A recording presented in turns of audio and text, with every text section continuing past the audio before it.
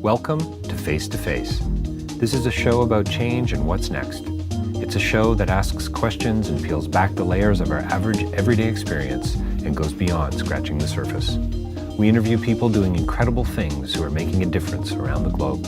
Join me as we listen in and get one step closer to understanding that big ideas shared create collaboration.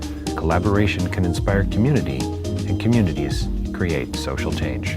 I'm David Peck, and this is Face to Face.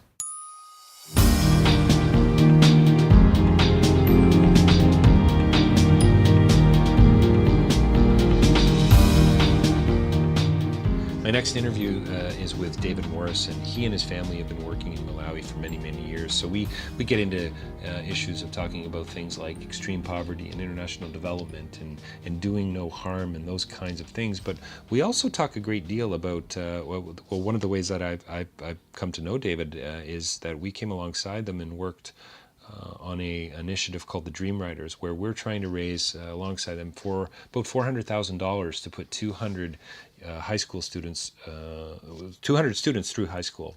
And so he and his two sons started this campaign called the Dream Riders, and they rode over 4,000 kilometers together, the three of them, through sand and snow and desert and mountains. It's absolutely crazy. Dreamriders.ca. Check it out online, and if you're feeling led, donate if you can. We've raised about $220,000 in less than 5 months. We're well on our way to meeting our goal. You're going to enjoy this interview. It's a real challenge that David and his family and his sons put to us on so many levels. But the Tour Divide, crazy race these guys did to raise awareness and funds for education in Malawi. David Morrison. So we've got a really fun guest here today. His name's David Morrison, and he and his family, he and his two, well, I guess we could say family, but he and his two sons have just come off a crazy fundraising campaign called the Dream Riders. 4,400 kilometers. It's actually like, I don't know, 13,000 kilometers combined. And David's here, not quite in the studio with us, but in this sort of the meta studio. We're sitting on some pretty comfy chairs having this conversation that you guys are listening to currently out there in Radio Land. David, thank you for coming on as a guest today. Great to be here with you today, So let's Dave. just spend the next couple of minutes talking about this crazy, nutty campaign that you, Patrick, and Daniel took to raise not only money for scholarships for high school students in Malawi, but also to raise awareness. And tell me about the ride too. It sounds nutty. I mean, I've seen video, I've seen footage. By the way, folks, dreamriders.ca is the website. Check it out.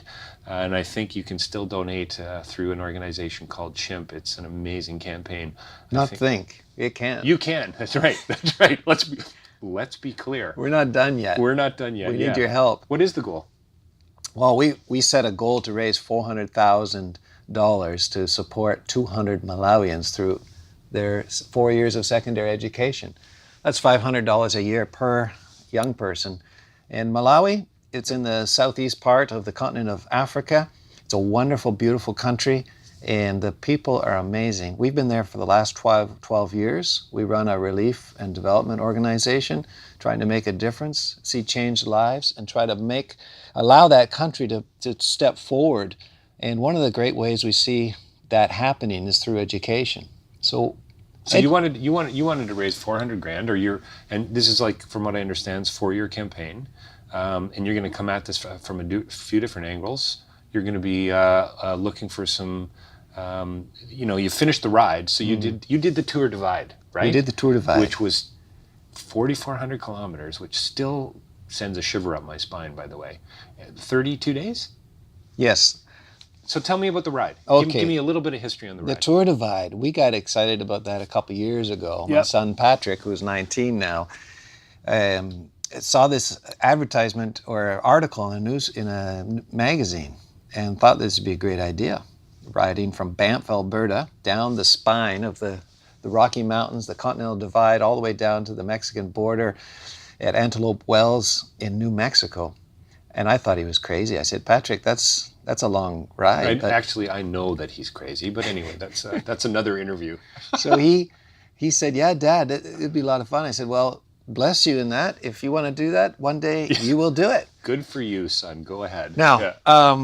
almost 5 years ago now, I had an accident. I ruptured my hip and didn't realize it. I walked it off, but I had broken my hip. Fragments had gone into the joint, and I was diagnosed with arthritis. I actually got a brand new hip. I have a prosthetic hip. And part of my recovery was getting back with biking, because biking was something I could do.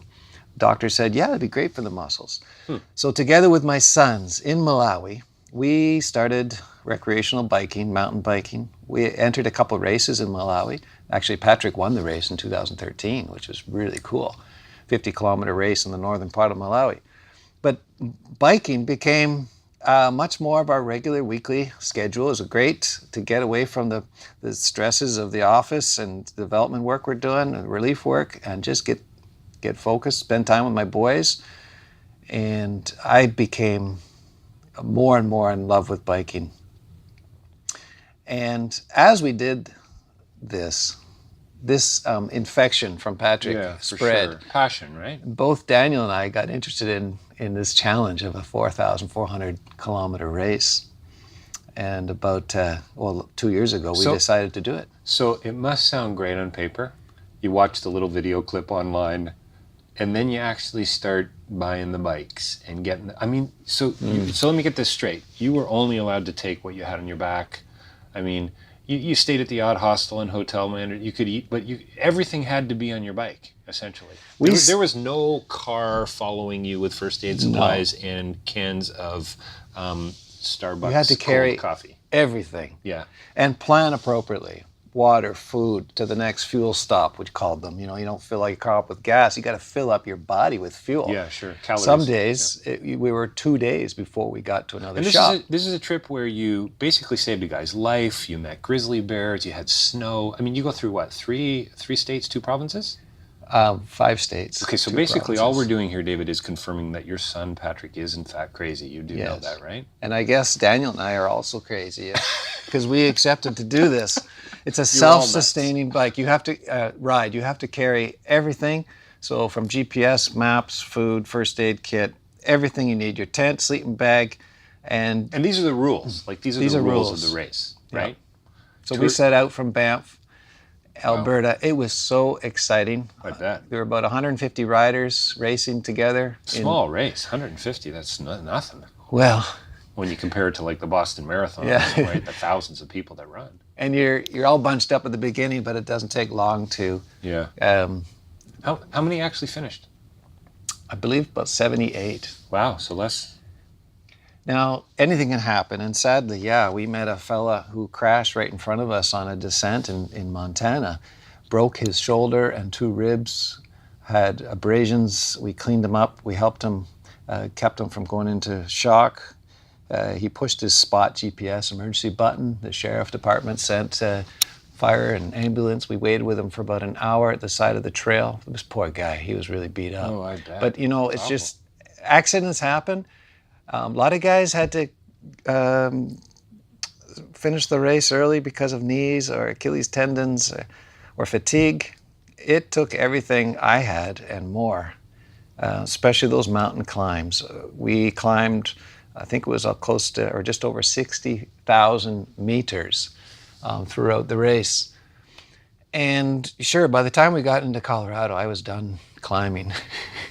No kidding. And I asked myself the question, why am I here? Yeah, I mean, we don't got time to go into the detail for this. And by the way, 1250 listeners out there, I am going to be doing a podcast with David for a much longer interview that I hope you guys are going to look into. By the way, that's on my website. Just a little bit of shameless advertising here, davidpecklive.com. Check it out. We're over 100 interviews. It's a podcast about social change, and David and I are going to be talking, and probably be up by the middle of October, and you'll get a little more detail on some of the craziness of this. But I've looked into some of this. I was at the event where you guys talked about. Where there's a video that appeared, and there was a shot of some mountain, and you see where we're standing here, and you see that mountain way in. That's where we're going. Yeah.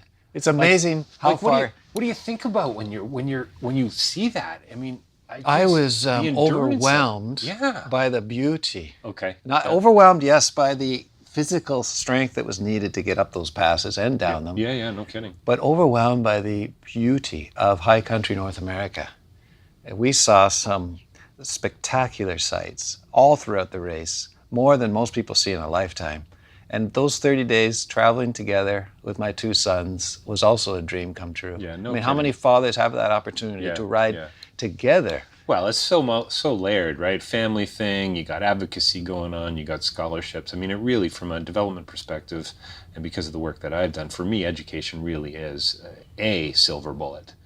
And that kept us going. Oh, people have asked us how could it not? Right? many times. when were you thinking of quitting? How many days in did you decide? Every day, probably. Were you challenged with quitting? No, actually, none of us. We can Wow. honestly say See, now none of that's us wanted to quit because of the cause. Yeah. It's pretty impressive. There was an opportunity here to raise money to support Malawians who really need it. We're talking about the most disadvantaged, the poorest of the poor, who are smart-minded, who have done well with their National Standard 8 exams, but cannot get to the next stage of education. So the donors who supported this cause are going to be putting these kids through school, and they're going to make a difference in the future. Well, you know what's amazing to me about this, and we got to wrap this up in a few minutes because we're going to have to move on probably. I don't think there's going to be too many commercial breaks in our show today, but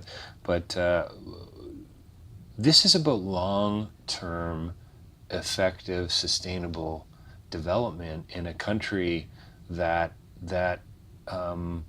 is in, I hate to put it, I was going to say in so desperate need, because that's always the way we talk about Africa. And they don't want to be known And they don't want to be known that way, and nor should they. These are young men and women who have a great desire to move the country forward, and yet they're coming up against this wall because it costs a lot of money to go to high school. We could fairly say they need some help. They need a little bit of help. Come alongside, and that's what you guys are doing. And so what excites me, David, is let's have a conversation in 20 years from now and do a follow-up on the men and women that you guys, and I'm getting a shiver right now, that you guys are going to put through high school as a result of this campaign. And that blows me away. The potential for the ripple effect of this is huge. These kids will get education, they'll get jobs.